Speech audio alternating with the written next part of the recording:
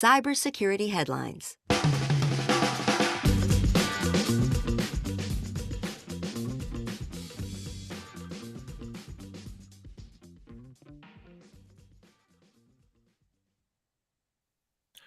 3CX supply chain attack was the result of a previous supply chain attack.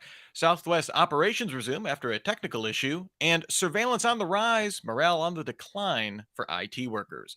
These are some of the stories that my colleagues and I have been bringing to you on this week's cybersecurity headlines. And now we get a chance for some insight, opinion, and expertise on these stories and more from our returning guest, Shawn Bowen, the CISO at World Fuel Services. Shawn, thank you for making the return trip across cyberspace.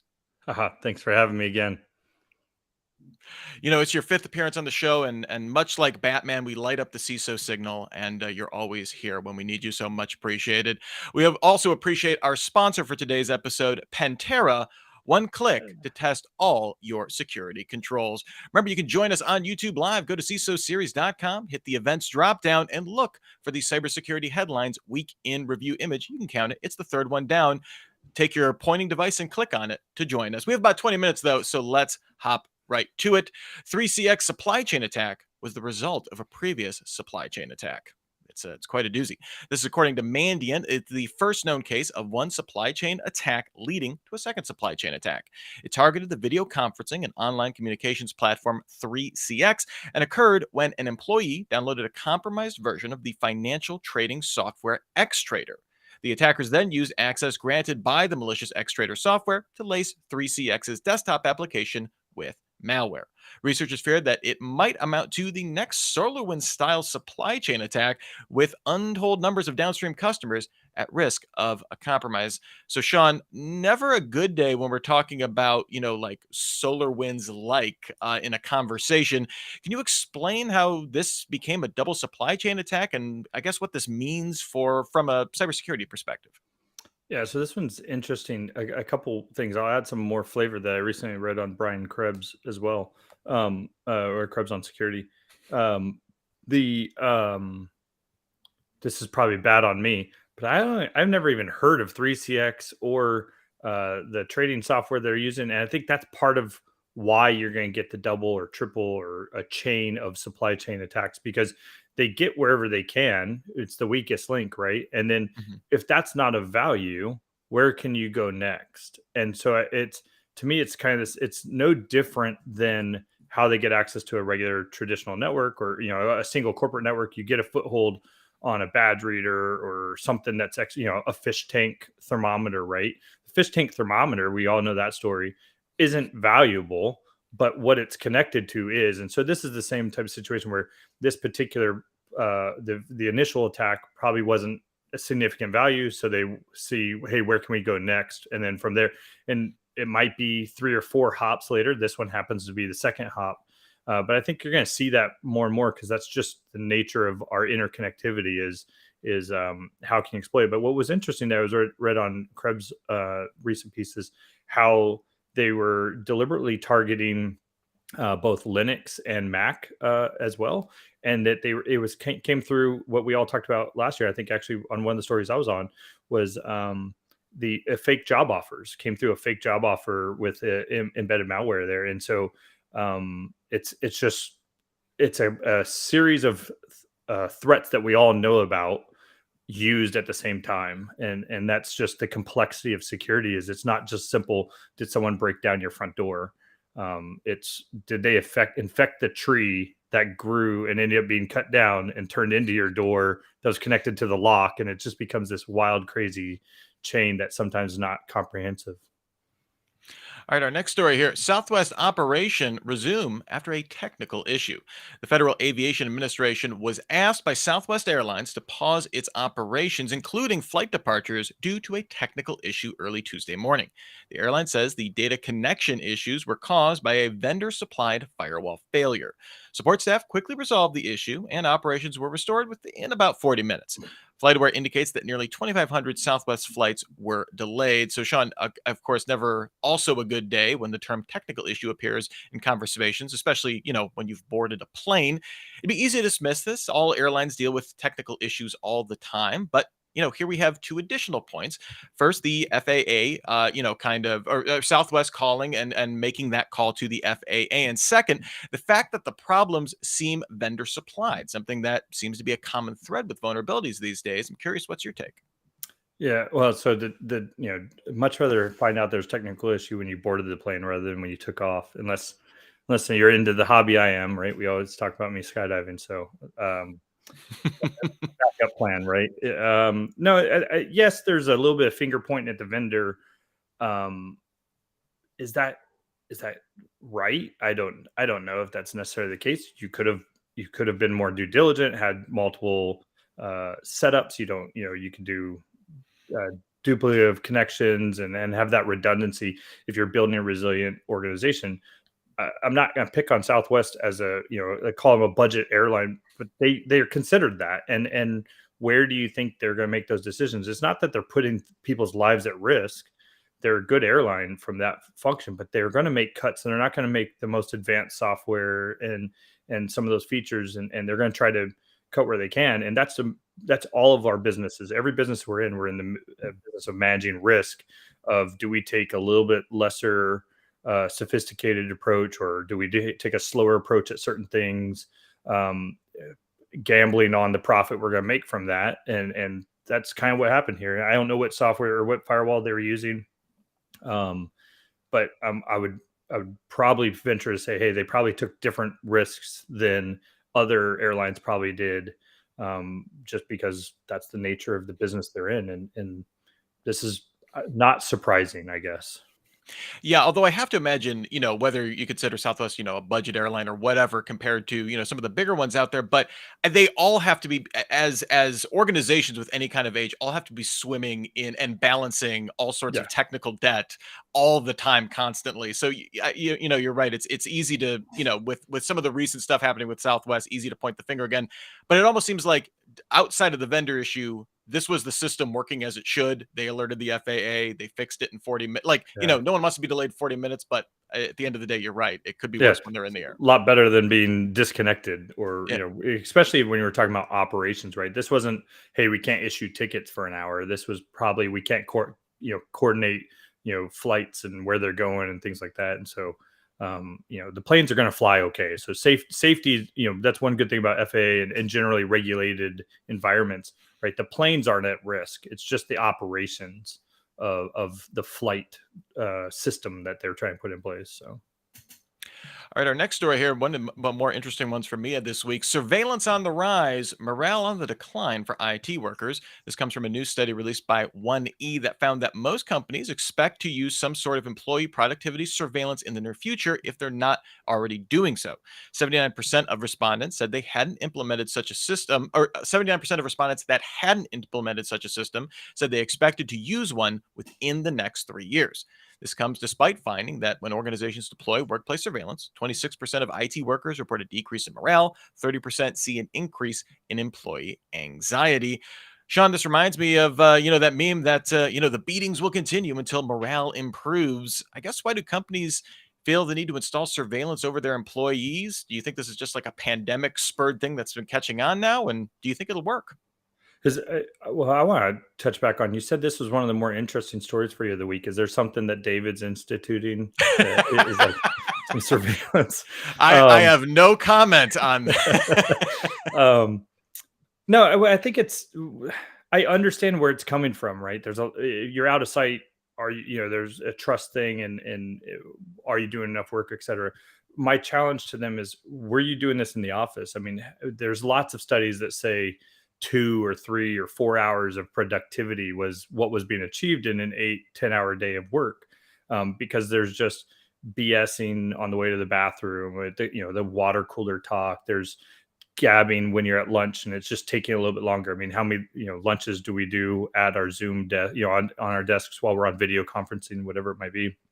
And so we're probably, in some cases, probably more productive where we're doing these remote things, but we're not 8 hours productive in some cases. And so what's going to end up happening here is you're going to have that hey, well, you're not doing 8 hours of work. Oh, I wasn't doing 8 hours of work when I was in the office. So, right. So how do you kind of manage that. It's just unrealistic expectations, I think, and there's probably more of a culture in America and in general Western. But if we look at overseas, there's lots of studies, and even in the US, there's lots of studies of like the 4-hour work week, the 6-hour work day, 5-hour work day, whatever. The reality is we don't put our head down and work nonstop for 5-8 hours in a lot of our office jobs. And so we either got to change that dynamic, or we're going to do these surveillance types pieces. And it's the morale piece and the surveillance. Yeah, it's going to be an issue. Anytime you're being watched, it doesn't matter what you're doing. You kind of have a, just think about, even when a police officer pulls up behind you, you're not doing anything wrong. You just immediately go, is my tail, did I do a blinker back then? Like, you just start going through all the possibilities, even though they were just on their way to wherever they're going, just like every other car on the street. And so surveillance is naturally going to put people on edge. I think that's normal. What stood out to me is that the report also kind of indicated there might be a market, like, I don't want to say a market solution, but a market response to it, where I think it was like half the respondents said this would be a deterrent for me to like accept a job at this location. If I knew this was in place, I wouldn't, so maybe we'll see some people voting with their employment in that regard to see if that works. All right, I don't see it holding too much data coming in and HR overhead. So that's the point. Yeah. Drowning in data, as it were. All right, next here, Chinese threat actors use red team tool in attack. The Google Threat Analysis Group reports the Chinese affiliated threat group APT41 used its Google Command and Control red teaming tool in an attack on a Taiwanese media organization. The group used the tool to send commands from Google Sheets and exfiltrated data to Google Drive. This reflects an increase in the use of open source red team pen test tools. Cobalt Strike's been a classic for years, and tools written in Go to orchestrate attacks. Shawn, obviously, Cobalt Strike pops up a lot when we talk about these types of tools. Do you see the use of the Google Command and Control red teaming tool to be raising the stakes, or par for the course? Yeah, par for the course. I mean, it's kind of like, really? This was a whole article. I mean, I get it. But hey, someone uses a hammer to hammer a nail. Thank you. These tools were designed to do this. This goes back to the whole black hat, white hat hacker conversation. What is your intention when you're using the tool? If I use a hammer to bludgeon you to death, that's a very bad use of a hammer. But if I use it as it was intended, I'm hammering a nail. Still same work. It was something that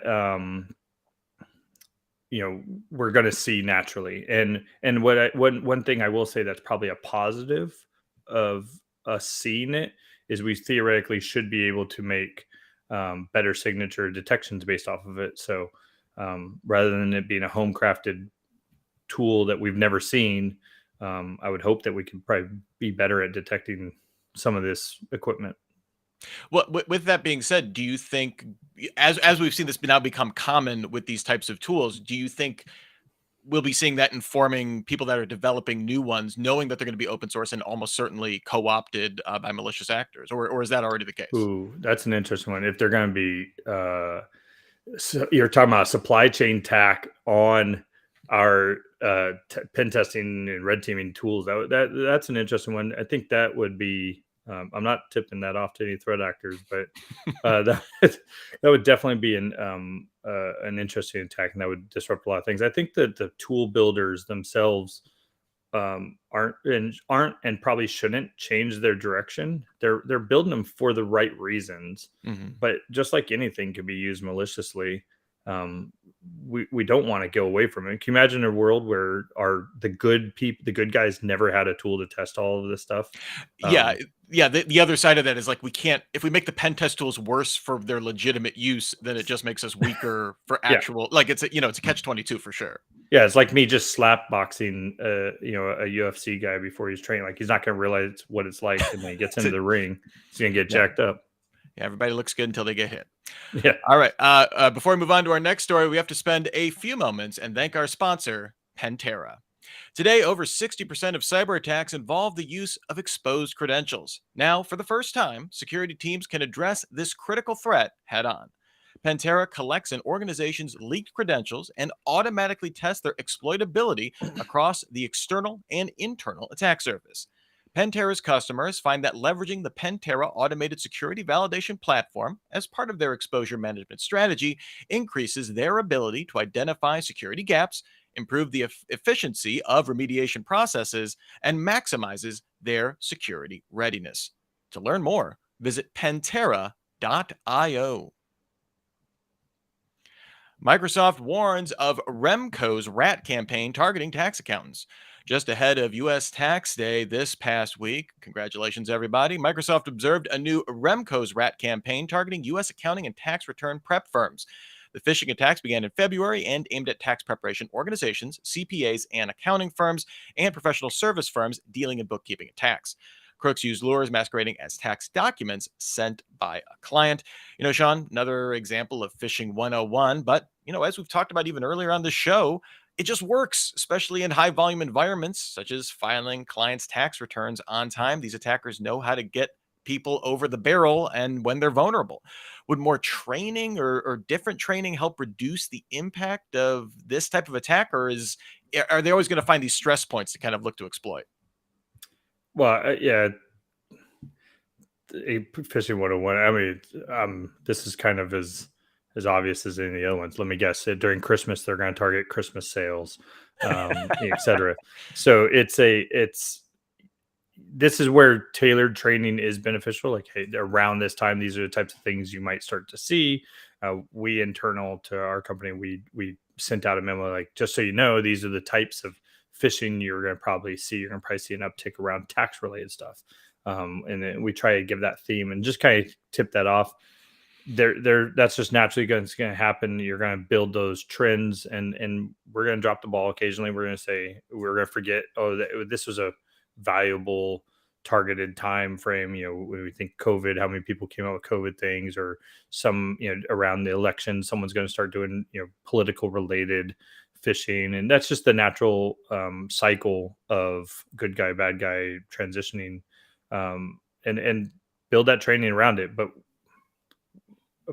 for as long as we've had, criminals, we've had people that fell for whatever they're going after. So, all right. Well, our next story here, the security considerations of low code. This comes from an article in Security Week. Kevin Townsend looked at the dangers and potential benefits of low code and no code solutions, but specifically in the context of looking at it to develop security tools. He said, as a plus, they help security analysts who might lack coding skills to quickly deploy security workflows, potentially avoiding months of development. Just things get out there faster. Downside, they require a lot of access to an organization, leading to a big old attack surface if they are eventually compromised. So, Shawn, given the time and resource pressures are always a constant across organizations, I'm curious, what are your feelings about the use of low code or no code, especially now that we have, chat GPT and tools like that to really, kind of potentially speed those up? So chat GPT wrote me this answer. No, I'm for it in the bigger picture. The problem ends up being the people using it. If you don't understand, I think back, we'd go 25 years ago, right? When you were learning, when Microsoft Front Page came out, for those that are around, it was a web designing tool, and it was a GUI. You just clicked and dragged things on there. But if it didn't look the way you wanted or didn't work the way you wanted, you couldn't fix it because you didn't know how to code HTML. And so unless you learn that first, and so it's that foundational knowledge that we're skipping past in a lot of cases, and that's happening in low code, no code, AI assistance, whatever. If you don't have a good basic understanding of the questions and the prompts you're going to give, you're going to get a garbage answer out to it. And so from the general idea of low code, no code, AI assistance, if you don't know how to do the job yourself, getting someone to accelerate it, it's going to do it incorrectly. Right? It's kind of automation. It's just going to automate crap faster if you don't have a good system in place. Then you add in the security context of it. Most of these systems are not designed to bake security in. They're not replacing the security injects in your system. Now there are, underdeveloped, a lot of people are working on security specific AI pieces, but you got to remember, it's not an all encompassing AI tool. They have a deliberate function, and then you have to know which one you're going to use for which reason. It's so that just trust, and I think it's a uneducated trust and errant trust in these tools are giving us a false sense of security of saying, yeah, it's secure. An AI bot wrote it. Like, well, no, but you asked it a crap question. So what do you expect?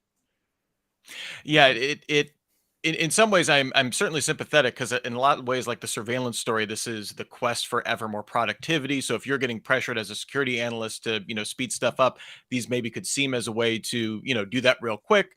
But then I also think of it in terms of, just generating just a ton of shadow IT, just kind of, if this Yeah. is not rolled in, like the onus is also on the organizations of knowing these tools are out there, and that if you're putting pressure on people to be more productive, they may turn to these instead of, hey, let's figure out a way to roll these in so it's maybe faster than a more traditional development process, but we still have controls. We still know what you're doing with these tools, so we can have some sort of, review process on top of that, so that, to your point, it's not garbage in, garbage out. Yeah. In our last story of the day, NCSC warns of a new class of Russian adversary. This warning from the UK's National Cybersecurity Center highlights new risks seen over the last 18 months from Russian state-aligned actors. These are operating as hacktivists. These groups run ideologically motivated attacks sympathetic to Russia's war efforts in Ukraine, as opposed to other groups that are perhaps more solely focused on financial gain.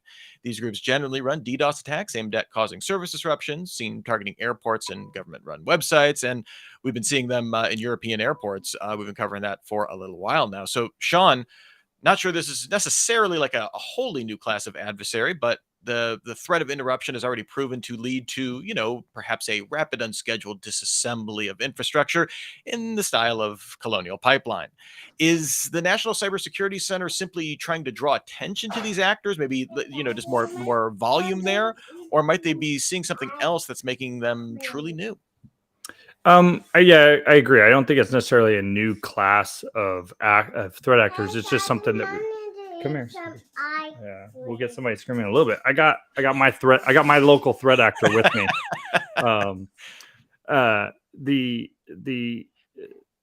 It's something we haven't been focused on recently, right? We talk about why someone wants to attack you. They want to attack you for money. They want to attack you because they don't like you. Why don't they like you? Is it ideological? Is it political beliefs? Whatever it might be. And so the reason why they're attacking you changes the reason why or how you're going to protect yourself. If you're protecting yourself for your money, you're going to protect your wallet. But if you're going to protect someone who's coming after you because they don't like you, there's a lot of things they could do. So it's just one of those things that how you're going to go about your defense is going to change because of the why they're going after you. Because they don't care about the money. They just want to take you down. That's excellent point, Shawn. And you are a pros pro, and definitely father of the week in terms of the CISO Series podcast here. So thank you so much for your time, Shawn. Shawn Bowen, the CISO at World Fuel Services. Where can people find you if they are so inclined? LinkedIn's my primary when I'm not underwater with work like I am right now, but normally LinkedIn, and happy to chat with anyone that wants to hit me up there. Fantastic. And also thanks to our sponsor this week, Pantera, one click to test all your security controls. We'll be back with another episode of the Week in Review show. And in the meantime, you can still get your daily news fix through cybersecurity headlines every single day. Give us about 6 minutes and we'll get you all caught up. And if you're looking for some more in-depth insight from your industry peers on the topic of cloud security, have a look at our new online LinkedIn post entitled 23 Beliefs About Cloud Security That Are Just Not True Anymore. Read what your colleagues and competitors are saying about where cloud security has come to and what you need to watch out for. You can find it on our homepage at CISOseries.com. For me, for Shawn, for everyone here at the CISO Series, I'm Rich Stroffolino, reminding you to have a super sparkly day. Cybersecurity headlines are available every weekday. Head to CISOseries.com for the full stories behind the headlines.